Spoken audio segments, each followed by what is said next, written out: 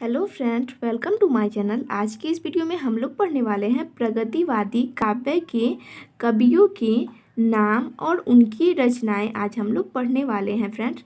ये आपके बोर्ड परीक्षा की दृष्टि से बहुत ही महत्वपूर्ण है, क्योंकि ये आपके एग्जाम में पूछा जाता है फ्रेंड्स। तो चलिए आज का वीडियो शुरू करते हैं। तो प्रगतिवाद के जो प्रमुख कवियों में से एक हैं वो हैं नागार्जुन। नागार्जुन जो हैं उनकी रचनाएं हैं प्यासी पथराई आंखें, सतरंगे पंखों वाली और युगधारा। ये इनकी प्रमुख रचना है।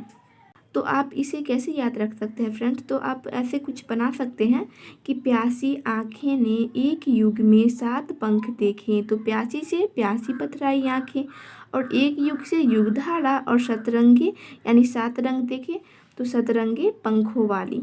तो इसे आप ऐसे याद रख सकते हैं नागार्जुन जी की रचनाओं को। उसके बाद अगले जो कवि हैं वो हैं केदारनाथ अग्रवाल। इनकी प्रमुख रचना है फूल नहीं रंग बोलते हैं नींद के बादल। और इनकी तो 2 ही रचना है फ्रेंड्स। तो इसे आप कैसे याद रख सकते हैं? कवि के नींद में फूल आया। तो कवि से केदारनाथ अग्रवाल, और नींद से नींद के बादल, और फूल से फूल नहीं रंग बोलते हैं। उसके बाद तीसरे कवि हैं शिव मंगल से सुमन। इनकी प्रमुख रचनाएं हैं जीवन के गान, विश्वास बढ़ता ही गया, प्रलय सृजन, हिल्लोल। यहाँ से आपको कम से कम 2 रचना जरूर याद रखना है फ्रेंड्स, ठीक है? तो इसे आप कैसे याद रख सकते हैं? तो इनकी रचनाओं को आप कुछ इस तरीके से याद रख सकते हैं।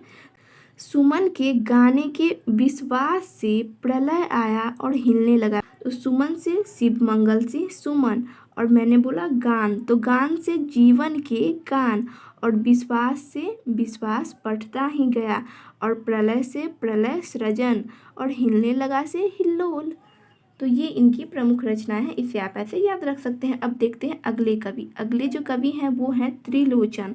तो त्रिलोचन की जो प्रमुख रचना है वो है मैं उस जनपद का कवि हूँ, धरती मिट्टी की बारात।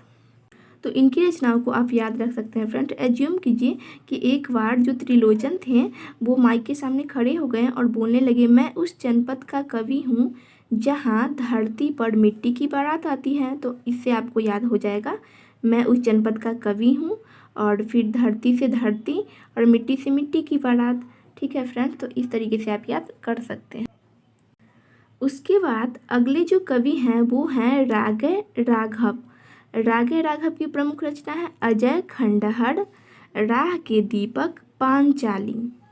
तो इनकी रचनाओं को आप कैसे याद रख सकते हैं?